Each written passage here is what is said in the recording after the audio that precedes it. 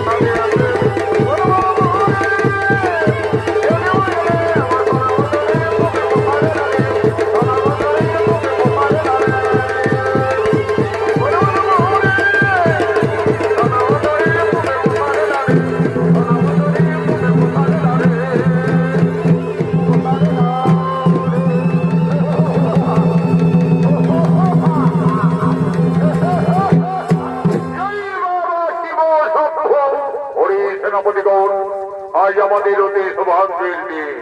আমার কঠোর তপস্যায় সন্তুষ্টি দেবাদিদেব মহাদেব এই হরধনু করিল প্রদান। এই ধনুর্বাণ যদি থাকে সত্যি, আমার মৃত্যু কোনো দিনে হবে না, চিরতরে আমি অমর হয়ে থাকবো। আমাকে পরীক্ষা করতে হবে। আমার সেনাপতিরা যারা গেছে গোকুলে, ওই নন্দ রাজার বেটা কৃষ্ণ বলরাম একে একে সকলকে বিনাশ করেছে। কেউ তারা জীবনে মথুরায় ফিরতে পারেনি। আমি মথুরাপুরে ধনুর্যজ্ঞ করব। এই ধনুর্যজ্ঞে আমি কৃষ্ণ বলরামের আহ্বান জানাবো। যাও, আর বিলম্ব না করে কংসাসুরের ধনুর্যজ্ঞের আমন্ত্রণের বার্তা দিকে দিকে পৌঁছে দাও।